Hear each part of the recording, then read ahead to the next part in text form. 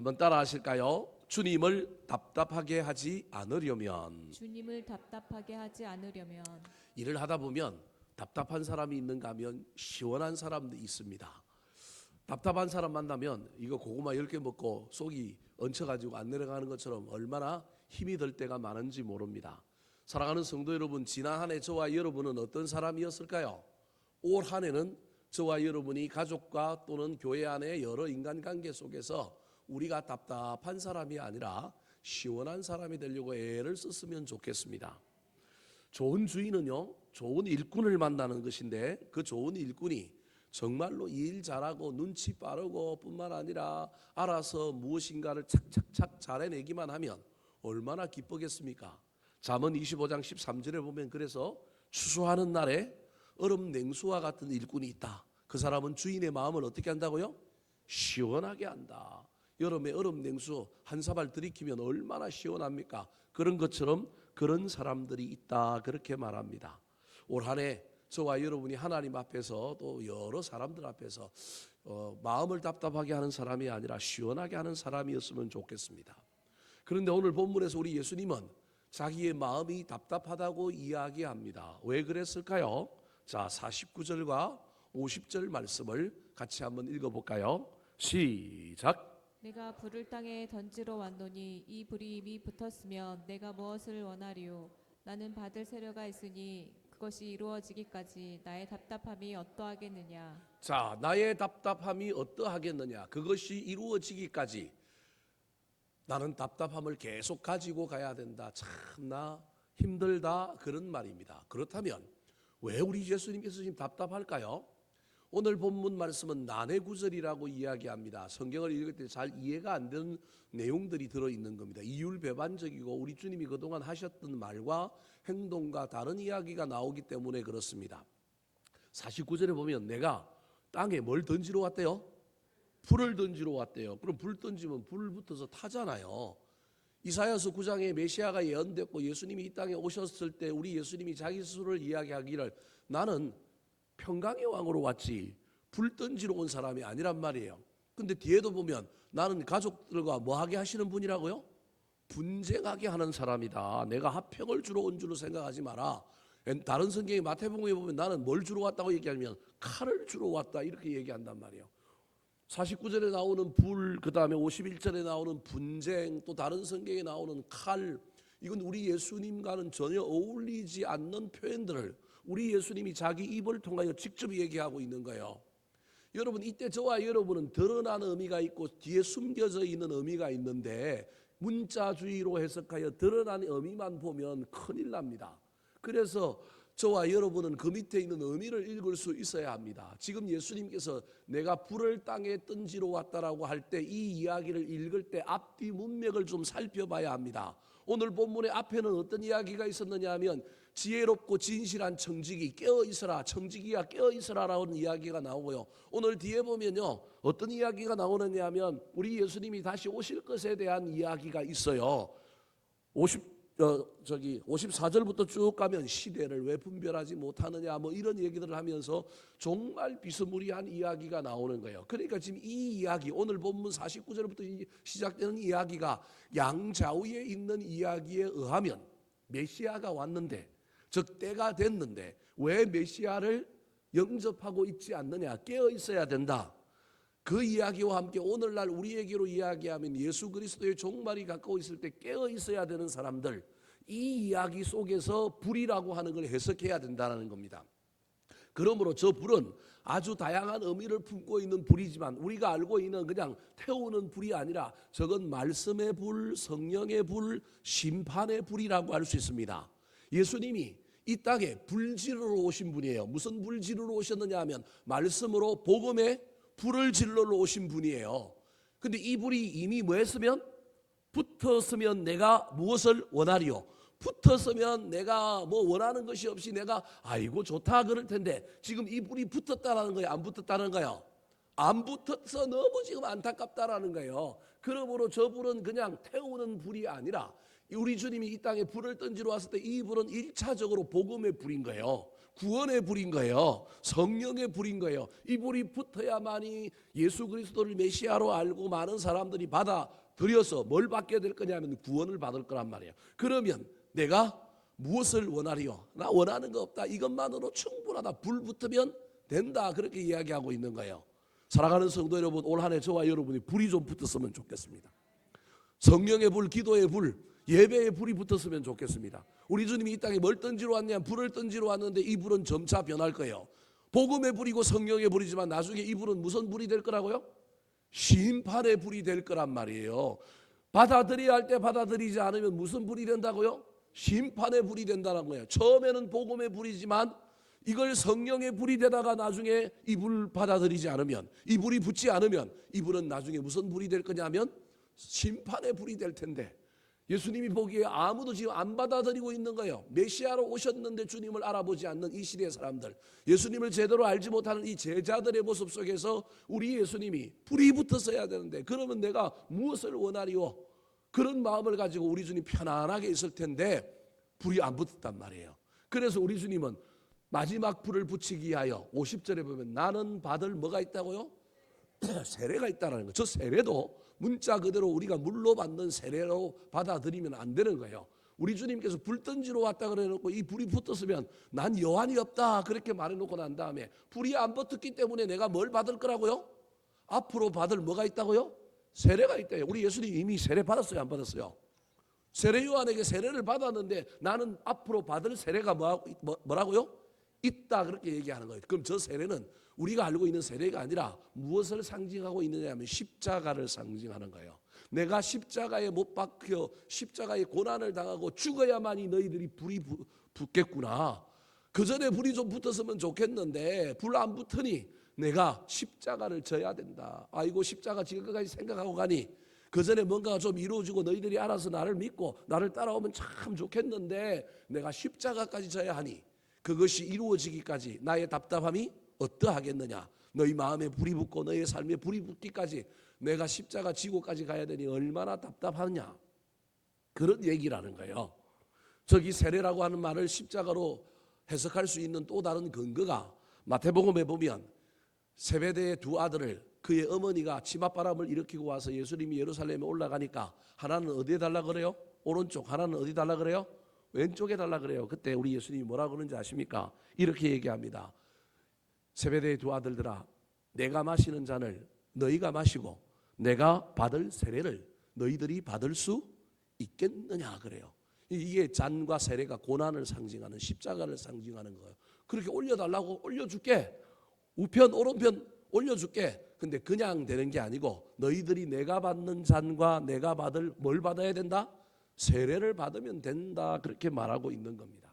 우리 주님은 지금 예루살렘을 향하여 가고 있고 십자가를 지심으로 온 인류를 구원하고 또 그 일을 통하여 제자들이 하나님 나라를 전하게 되는 그 길을 걸어가야 되는데 세상 사람들도 자기를 메시아로 알아보지 못하고 제자들도 아직도 우리 주님의 정확한 정체도 알지 못한 채 준비되어 있지 않는 모습 속에서 우리 주님이 얼마나 답답해하고 있는지 모릅니다. 이 답답함을 가지고 우리 예수님께서 제자들에게 너희는 나한테 고구마 먹이는 제자들이 아니라 시원케 하는 사람들이 되었으면 좋겠다. 나의 답답함을 풀어주는 사람이 되었으면 좋겠다라고 하는 의미로 건면하고 있는 내용이 바로 오늘 본문의 내용이라고 할 수 있습니다. 사랑하는 성도 여러분, 우리 주님의 건면의 말씀을 오늘 상고할 때 은혜 받고 우리가 답답하게 하는 사람이 아니라 시원하게 하는 사람이 되었으면 좋겠습니다. 아내를, 남편을, 자녀들을 시원하게 하는 부모들이 되시고요. 교회를 답답하게 하는 사람이 아니라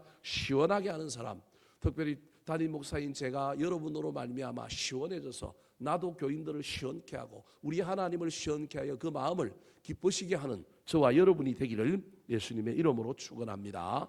자, 그렇다면 주님을 답답하게 하지 않고 시원케 하는 사람은 어떤 사람일까요? 어떻게 해야 시원케 할까요? 따라 하시겠습니다. 영적 분쟁을 두려워하면 안 됩니다. 영적 분쟁을 두려워하면 안 됩니다. 자, 51절 말씀 같이 한번 읽어볼까요? 시작. 내가 세상에 화평을 주려고 온 줄로 아느냐. 내가 너희에게 이르노니 아니라 도리어 분쟁하게 하려 함이로라. 갑자기 뜬금없이 아까 불을 주러 왔다고 얘기하고 난 다음에 예수님께서 또 뭐라고 얘기하고 있냐면 내가 세상에 화평을 주려고 온 줄 아느냐? 아니다. 나는 도리어 뭐 하게 하려고 왔다고요? 분쟁하게 하려고 왔다. 그 얘기를 하는 겁니다. 여러분 저걸 한 절만 떼어놓고 이해하면 안 되고 아까도 얘기했던 문맥 속에서 이야기해야 되는 겁니다. 예수님은 지금 어디로 올라가고 있느냐 하면 예루살렘을 향하여 올라갑니다. 십자가를 지시려고 준비하고 있습니다. 그런데 유대 종교 지도자들이 신흥 랍비가 일어나서 계속해서 인기를 얻고 있으니 계속 사람을 보내어서 공격합니다. 그 공격하는 와중에 제자들은 마음이 지금 점점점 불안해집니다. 그래서 지난 작년에 우리가 마지막에 살펴봤을 때 예수님이 제자들 보고 뭐 하지 말라 그랬어요? 두려워하지 말라 그랬습니다. 다 까먹었죠? 이 두려움이 들어온 이 제자들에게 지금 말하고 있는 얘기가 있는데 복음을 전하는 자는 복음을 전하다가도 고난을 만난다. 복음을 전해도 문제가 있다. 그때 기억해야 될 것, 내가 뭐 하기 위하여 출발했느냐? 전하기 위하여 출발했다. 변수, 장애물 이런 거 신경 쓰면 안 된다. 오로지 네가 하고자 하는 목적이 뭐였느냐? 그것을 붙들어라라고 하는 의미로 애둘러서 지금 표현하고 있는 것이 뭐냐 하면 내가 세상에 화평을 주러 온 줄 아느냐? 뭘 주러 왔다? 분쟁을 주러 왔다 이렇게 얘기하는 거예요. 이 말은 너희들 의도적으로 분쟁을 일으켜라 그런 얘기가 아닙니다. 성경은 우리에게 화목해야 하는 직분을 주셨어요. 그래서 우리는 화목해야 됩니다.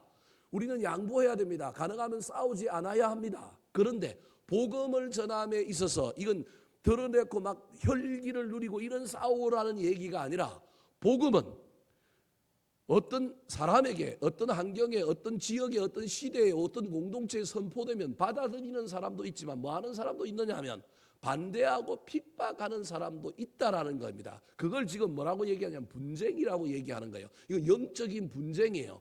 이 분쟁 앞에 뒤로 도망가고 아무 일도 안 하면 영적인 평화가 이루어진 것 같지만 반대하니까 그냥 도망가면 되잖아요. 근데 주님이 의미하는 건 그게 아니라 복음에는 늘 뭐가 있느냐 하면 분쟁이 있다라는 거예요. 갈등이 있다라는 거예요. 복음이 그냥 순적하게 전해지고 선포되면 다 믿으면 얼마나 좋겠느냐. 그렇지 않다라는 거예요. 그때 우리가 가져야 될 태도가 뭐냐? 분쟁이 있다고 멈추면 된다 안 된다? 안 된다. 싸우라는 얘기가 아니에요. 복음을 전하면 갈등이 있고 분쟁이 있고 받아들이는 사람이 있고 못 받아들이는 사람이 있는 거예요. 한 해를 시작함에 있어서 사람들을 세우고 나아갈 때 긴장이 있고 갈등이 있지만 긴장과 갈등 속에 받아들일 건 받아들이고 때로는 밀고 나가면서 목사가 바라봐야 할 일이 뭐냐 하면 교회에 누가 유익한가 무엇이 유익한가 이거 가지고 가는 거예요. 사실은 뭐 이해가 되는 사람도 있고 안 되는 사람도 있겠지만 이렇게 가는 거예요. 근데 그때 긴장과 갈등이 있는데 긴장과 갈등을 다 없애보려고 애를 썼는데도 안 되면 그 긴장과 갈등은 어쩔 수 없이 안고 가는 거예요. 이게 오늘 이야기한 예수님이 내가 화평을 주러 온 줄로 알지 말고 나는 뭘 주러 왔다? 분쟁을 주러 왔다라고 하는 말은 복음은 필연적으로 갈등이 있다라는 거예요. 복음은 필연적으로 무엇에 직면하게 되어 있느냐 하면 고난에 직면하게 되어 있다. 그것을 잊어버리지 말라는 거예요. 그래서 그럼에도 불구하고 제자들이 예수님을 시원하게 하려면 긴장과 갈등의 상황, 방해물과 어려움 상황 속에서 여전히 처음 하고자 했던 것, 복음 전하는 일을 감당하라는 거예요. 그것이 지난 작년 마지막 금요 기도회 때 했던 여러분 지혜롭고 진실한 청지기라는 거예요. 그때 지혜롭고 진실한 청지기가 어떤 일을 하고 있었어요? 자, 앞에 나오는 42절을 한번 읽어볼까요? 자, 오늘 본문 앞에 나오는 42절입니다. 시작. 주께서 이르시되 지혜 있고 진실한 청지기가 되어 주인에게 그 집 종들을 맡아 때를 따라 양식을 나누어 줄 자가 누구냐? 때를 따라 양식을 나누어 줄 자, 하나님의 말씀을 전할 자, 복음을 전할 자 누구냐? 너희들이다라는 거예요. 그게 지혜 있고 진실한 청지기다. 필연적으로 복음은 반대자가 있다, 갈등이 있다, 어려움이 없는 건 없다. 거슬러 올라가거나 무엇을 하는 일에 있어서 그냥 순조롭게 되는 일만은 있을 수 없다. 그때 기억해라. 나는 화평을 주러 온 게 아니라 뭘 주러 왔다고요? 분쟁을 주러 왔다. 특별히 오늘 본문에는 극단적인 예 하나를 들고 있는데 그것이 바로 여러분 51절부터 나오는 무슨 이야기냐 하면 집안에 복음이 전해졌을 때 집안에 반대가 있을 것에 대하여 이야기하고 있는 거예요. 그래서 3대2로 싸우고요. 며느리와 시어머니가 싸우고요. 아버지와 아들이 싸운다. 뭐 이런 얘기를 극단적으로 하고 있는 거예요. 집안에서 싸우라는 얘기가 아니라 집안에 복음을 전하면 여러분 이 복음을 받아들이는 사람도 있지만 못 받아들이는 사람도 있다. 오늘날에야 이게 별 문제가 안 되지만 옛날에 저희 어머님만 해도 예수 믿는 집안, 신식 집안에서 유교 집안으로 시집을 안 오니까 예수 믿으래요, 못 믿으래요? 못 믿으래요. 저희 외할아버지, 할아버지가 살아 있을 때는 엄마를 교회 못 나가게 한 거예요. 그러니까 우리 엄마는 매일 저녁에 처녀 때는 고무신 엮개 끼고 어르신들 9시 여간에 다 주무시잖아요. 그러면 살짝 고양이 걸음으로 나와갖고 어디 가는 거예요? 교회 가가지고 맨날 울고 오는 거예요. 그때 제가 있는 시골 교회는 목사님이 아니고 전도사님인데 전도사님이 늘 저녁마다 누가 온대요? 고양이가 온대요. 맨날 와서 울고 가니까. 근데 주일날은 뭐다? 이제 아는 거예요. 아, 저 집안에 저 어르신이 추상같이 살아있으니 못 오는 거예요. 여러분 가정에 복음이 전해지면 받아들이는 사람이 있는가 하면 못 받아들이는 사람이 있는 거예요. 저희 형제들 중에도 받아들이는 사람이 있는가 하면 못 받아들이는 사람이 있는 거예요. 그거 갖고 형제들끼리 뭐 막 불화하고 막 싸우라는 얘기가 아니라 그럼에도 불구하고 복음 전하면 어떤 행전은 너 그런 소리 하려면 집에 오라는 거예요, 오지 말라는 거예요? 오지 마. 그러더라도 또 분위기를 싹 바꾸고 또 요화적인 태도를 하되 뭐 전하는 일을 멈추지 말라고요? 복음 전하는 일을 멈추지 마라. 복음 전에도 긴장하게 되고 갈등하더라도 이건 필연적이다. 그래서 또 조금 쉬었다가 또 태도를 바꾸고 또 작전을 변경하여 여전히 네가 정말로 지혜 있고 진실한 청직이라고 한다면 뭘 전하라고요? 복음을 전하라. 이 얘기를 하려고 지금 불에 대한 이야기도 하고 있고 뭐에 대한 이야기도 하고 있느냐 하면 분쟁에 대한 이야기를 하고 있는 겁니다. 드러난 이야기만 보지 말고 이 속에 숨어 있는 이야기를 잘 듣고 저와 여러분이 예수 믿는 올 한 해의 삶 속에 수많은 어려움이 있다 할지라도 이건 우리 주님이 우리 인생 가운데 이미 얘기하셨던 불이구나. 이건 우리 인생 가운데 이미 얘기하셨던 분쟁이구나. 이게 일어난다는 건 멈추고 도망가고 타협하라는 얘기가 아니라 뭐 하지 말라? 멈추지 말라. 두려워하지 마라. 영적 분쟁을 두려워하여 멈추거나 도망가거나 안 하는 것이 아니라 이때는 더 힘을 내어서 작전을 바꾸고 태도를 바꾸고 전략을 수정하여 여전히 해야 할 일을 뭐 하는 거라고요? 하는 거다. 이 태도로 올 한해 살아가는 저와 여러분이 되기를 예수님의 이름으로 축원합니다. 두 번째, 우리 예수님의 마음을 답답하게 하는 것이 아니라 시원하게 하려면 어떻게 해야 될까요? 따라 하시겠습니다. 시대를 분별할 줄 알아야 합니다. 시대를 분별할 줄 알아야 합니다. 세상은 분별하지만 영적으로 하나님의 뜻을 분별하거나 하나님의 뜻이 어디 있는지를 모르는 사람은 골치 아픕니다. 오늘 본문에 예수님께서 제자들에게 얘기하면서 심한 표현을 썼는데 우리는 이 표현은 눈에 안 보이고 다른 이야기들만 보입니다. 자, 그 표현이 뭘까요? 56절 말씀 같이 한번 읽어볼까요? 시작. 외식하는 자여, 너희가 천지의 기상은 분간할 줄 알면서 어찌 이 시대는 분간하지 못하느냐. 뭐라고 불렀어요? 외식하는 자여 그럽니다. 이 외식하는 자는 주로 종교 지도자들에게 썼던 표현입니다. 바리새인들, 서기관들, 장로들에게 썼던 표현인데 물론 오늘 본문도 이 무리들에게 이 말을 동시에 전하고 있기 때문에 1차적인 외식하는 자여라고 하는 것은 이스라엘의 종교 지도자들을 의미하지만 어쩌면 이 이야기는 누구에게도 지금 하고 있느냐 하면 예수님의 제자들에게도 하고 있는 거예요. 이유는 간단합니다. 뭘 잘 분별하느냐면 날씨를 잘 분별하는 거예요. 제비가 막 낮게 날면 뭐가 올 때라고요? 제가 시골에서 자랐던 것 중에 하나가 어른들이 맨날 자기 몸하고 그 다음에 뭐 바람 부는 거 이런 거 가지고 맨날 얘기해. 그때 일기예보가 잘 발달 안 됐을 때인데 어릴 때 어르신들이 맨날 얘기한 거 딱 들으면 그게 딱 맞아요. 오늘 제비가 낮게 나네? 뭐 오겠다고요? 비 오겠다 그러면요. 비가 와요. 신기해요. 과학적으로 그게 왜 맞는지 안 맞는지는 모르겠는데 제비가 땅에 붙어서 낮게 날면 비가 와요. 공기가 서늘해지거나 뭔가 바람의 기운을 조금 느끼시는 어르신들이 바람을 딱 냄새만 맡고 바람의 그 촉감만 갖고도 비가 온대요. 그러면 아니라 다르가 딱 뭐예요? 비가 와요. 신기해요. 어떻게 일기예보를 잘 맞히는지. 또 어떤 분은요 자기 몸이 기상센터야. 다리가 욱신욱신한데요. 그러면서 뭐 온대요? 비 온대요. 그럼 옆에 있던 다른 어르신이 노인 어르신이 얘기해요. 쓸데없는 소리 하지 마. 비 안 온다고. 그분은 무릎이 안 아픈 거예요. 그런데 아프신 분은 분명히 온대요. 근데 딱 저녁만 되면 오후만 되면 뭐가 와요? 비가 와요. 비가. 신기해요. 자기 몸이 기상센터인 사람들이 있어요. 오늘 본문에 예수님이 이런 예화를 들은 거예요. 야, 날씨를 분간하면서 시대는 분간하면서 날씨는 분간하면서 왜 영적으로 분별력이 없냐? 시대는 분간하는데 영적인 분별력이 없으면 뭐 하는 사람이다? 외식하는 자라는 거예요. 여러분 이 이야기는 사실은 누구한테 포인트가 있느냐 하면 제자들에게 있는 거예요. 지금 제자들은 예수님을 따라다니고 있고 잘 믿는다고 하는 오늘날의 그리스도인들의 대표예요. 근데 이 사람들이 예수님을 따라다니고 잘 믿는데 하나님의 뜻은 분간하지 못하고 세상의 주식이 뭐가 잘 오르고 세상적으로 시대의 정신이 뭐고 지금 현재 어떻게 살면 돈을 잘 벌고 이런 건 아는데 영적으로는 분별력이 있다 없다? 없다. 교회를 다니면서 예수 그리스도를 믿는데 복음의 핵심이 뭔지 하나님의 뜻이 뭔지 세상이 미쳐 돌아가고 세상이 어떻게 돌아가더라도 하나님은 이 세상을 어떻게 바라보고 있는지 하나님은 이 세상에서 뭘 하고 싶은지 이게 예수 믿는 사람들 눈에는 보여야 된단 말이에요. 그런데 우리가 거꾸로 믿으면 세상에 속하여 예수를 믿는데 복 받는 정도로만 믿으면요 영적인 건 하나도 분별이 안 되고요 세상으로 향한 지식과 저와 여러분의 생각은 날로 발전하고 우리는 거기서 최첨단을 걷는데 영적으로는 자꾸 후져져 가고 있는 겁니다. 여러분 이 위험을 저와 여러분이 경계해야 됩니다.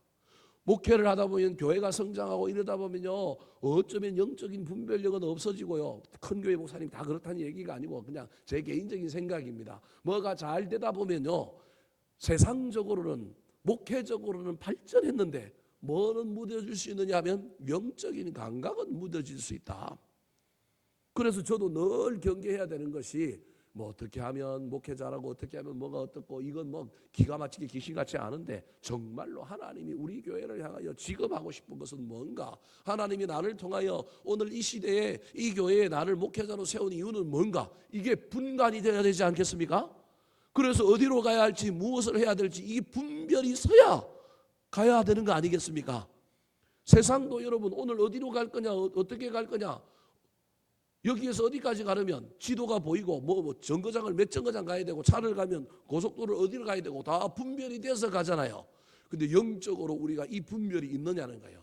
중요한 건 이 분별이 없으면 하나님 앞에 겸손하게 묻기라도 해야 되는데 여러분 이 분별이 없으면서 세상적인 분별은 날로 늘어가고 있는 사람 그 사람을 향하여 지금 우리 예수님이 뭐라고 얘기하고 있냐면 외식하는 자여라고 이야기합니다. 너희가 천지의 기상은 분간할 줄 알면서 어찌 이 시대는 분간하지 못하느냐. 다르게 얘기하면 이 시대를 향한 우리 하나님의 뜻이 어디 있는지 우리 하나님의 의도는 뭔지 뭘 하면 우리 하나님이 기뻐하시는지 왜 모르느냐라고 이야기하고 있는 겁니다. 올 한 해 사랑하는 성도 여러분 우리가 어쩔 수 없이 세상에 사니까 시대 정신도 따라가야 하고 세상이 어디에 미쳐 돌아가는지 우리도 좀 따라가야 되고 그 속에 있기 때문에 그쪽에도 우리가 좀 귀가 열리고 눈이 열려야 합니다. 그거 나쁘다고 제가 얘기하는 건 아닙니다. 그런데 거기만 빠져 있으면 큰일 납니다. 비스무리하게라도 아니면 저는 영적인 분별력이 더 좋았으면 좋겠지만 이게 우리만의 능력의 소관이 아니기 때문에 우리 마음대로 안 되기 때문에 참 어렵습니다. 그럼에도 불구하고 저와 여러분이 영적인 분별력을 가지려고 애를 써야 됩니다. 그러려면 어떻게 해야 될까요? 57절 말씀 같이 한번 읽어볼까요? 시작. 또 어찌하여 옳은 것을 스스로 판단하지 아니하느냐. 이게 무슨 말이냐면 메시아가 왔는데 너희들은 막 시대만 세상만 분별하고 메시아가 온 이 영적인 분별력이 없어서 옳은 것 메시아 그분을 왜 구주로 선택하지 않았느냐? 저 얘기가 어찌하여 옳은 것을 스스로 뭐하지 아니하느냐? 판단하지 아니하느냐? 이걸 오늘날의 말로 저와 여러분에게 적용한다면 어찌하여 옳은 것, 예배, 하나님께 가까이 나오는 것, 하나님의 중심을 스스로 판단하지 아니하느냐? 시대를 분간하고 영적인 분별력을 가진 사람, 세상의 분별력을 가진 사람은 그 세상의 분별력 때문에 그것에 더 가까이 가고 그것을 소유하고 그 길을 걸어가는 것처럼 영적인 분별력이 있어서 시대를 분별한 사람은 반드시 주께로 돌아와야 합니다. 여호와께로 돌아와야 합니다. 그래야만이 여러분 분쟁의 상황이 우리 앞에 놓여진다 할지라도 여전히 복음 들고 갈 수 있고요. 여전히 주님께서 나에게 맡겨진 사명을 긴장과 갈등 속에서도 그것을 밀고 나갈 수 있는 겁니다. 예수님이 이 땅에 오셨는데 모든 사람이 하나님의 아들입니다 하고 환영했어요? 안 했다니까요. 예수님이 오신 사건 자체가 긴장과 갈등이라니까요. 예수님이 오신 인생 자체는 분쟁이에요. 다 방해하잖아요. 심지어 어디까지 매달아 죽어요? 십자가에 매달아 죽이잖아요. 근데 우리 주님이 그 분쟁 싫어서, 그 분쟁이 힘들어서 도망가 버렸어요? 안 해버렸어요? 끝까지 가잖아요. 끝까지 가는 능력 중에 하나가 아버지가 그 안에 있기 때문에 그런 거예요. 겟세마네 동산에서 기도하는 것도 이유가 다 그런 거예요. 그래서 저와 여러분이 하나님의 마음을 답답하게 하는 사람은 내 생각대로 내가 알아서 옳은 길 찾아가는 사람이고, 하나님을 답답하게 하는 사람이 아니라 기쁘시게 하는 사람은 누구한테 찾아와서 물어보면 되느냐 하면 하나님께 찾아가서 물어보면 돼요. 그래서 우리는 여호와께로 돌아가야 됩니다. 시대를 분별한다, 뭔가 우리가 진리를 찾는다, 여러분 간단합니다. 누구한테 가면 돼요? 하나님한테 가면 되는 겁니다. 내가 하나님께로 더 가까이 가느냐, 내 중심의 주인을 하나님으로 모셨느냐 삼았느냐, 이게 핵심이라는 거예요. 그걸 오늘 본문에는 뭐라고 얘기하냐면 옳은 것이라는 겁니다. 사랑하는 성도 여러분, 최고로 옳은 것은 하나님입니다.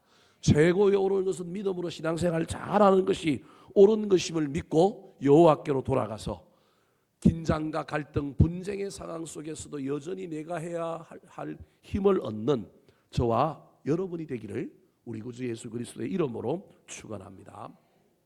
마지막입니다. 오늘 본문에서 예수님이 제자들에게 권면하고 있는 답답하게 하는 사람이 아니라 마음을 시원하게 하는 사람은 어떤 사람일까요? 따라 하시겠습니다. 하나님과 화해하기를 힘써야 합니다. 하나님과 화해하기를 힘써야 합니다.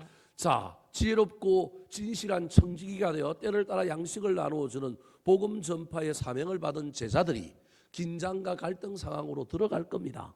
기도하면 하늘에서 불이 떨어지고 막 기적이 일어나고 이런 일만 있는 것이 아니라 여러분 반드시 반대도 있잖아요. 그래서 먼지를 떨어버리고 화평을 선언하다가도 먼지를 떨어버리고 가야 될 필요도 있잖아요. 그런데 여러분 먼지를 떨어버리고 가야 되는 상황도 있지만 여전히 그 안에서 끝까지 성부를 봐야 되는데 성부를 보려니 그게 가족인 거예요. 성부를 보려니 뭐가 있는 거예요? 분쟁이 있는 거예요. 그 분쟁 속에서도 지혜로운 청지기처럼 때를 따라 양식을 계속 나누어 주려면 힘이 있어야 되는데 그 힘은 누구한테 가서 받아야 된다고요? 하나님, 그게 옳은 거라는 거예요. 근데 그 하나님께 가서 힘 받으려고 할 때 전제 조건이 하나 있는데, 하나님께 힘만 받으면 안 되고 우리가 해야 될 일이 있는데, 하나님의 거울 앞에 우리를 비춰보고 우리에게 힘이 있으려고 하면 우리가 실력이 있어야 되고 우리가 능력이 담겨질 그릇이 되어야 되는데, 그것의 핵심이 뭐냐 하면 회개하는 거예요. 하나님과 뭐 하는 거라고요? 화해하는 거라고 오늘 본문에 이야기하고 있는 거예요. 58절 말씀 같이 한번 읽어볼까요? 58절 시작. 내가 너를 고발하는 자와 함께 법관에게 갈 때에 길에서 화해하기를 힘쓰라. 그가 너를 재판장에게 끌어가고 재판장이 너를 옥졸에게 넘겨주어 옥졸이 오게 가둘까 염려하라. 재판이라고 하는 걸 통하여 하나님의 심판을 얘기하는 거예요.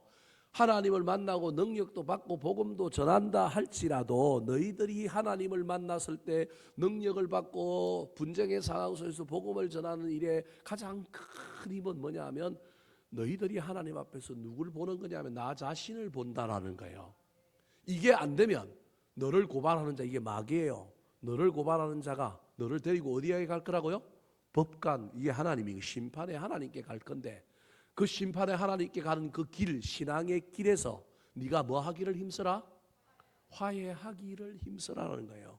회개하고 다시 한 번 더 우리 주님 앞에 바로 서라는 거예요. 그러면 너는 구원받지만 그게 안 되면 그가 너를 재판장에 끌고 가 재판장이 너를 옥졸에게 넘겨주어 너를 옥에 가둘 거고, 59절에 가면 네가 갚아야 될 건 한 푼이라도 다 갚는 그날까지 너를 거기서 빼준다 안 빼준다? 안 빼준다, 그 얘기를 하고 있는 거예요. 이건 심판에 대한 이야기를 하고 있는 겁니다. 사랑하는 성도 여러분, 저와 여러분이 주님을 만났다라고 하는 것은 구원받은 존재가 되었다는 겁니다. 그래서 목욕할 필요는 없지만 부지런히 우리의 영성과 우리의 거룩함을 살피는 자가 되어야 합니다. 그때 우리 하나님이 우리를 뭐 하시느냐 하면 기뻐하십니다. 우리는 일 잘하는 것만 하면 하나님이 기뻐하실 거라고 자꾸 동양적인 세계관 속에서는 이게 어려움, 공로 사상이 우리도 모르게 있는 거거든요.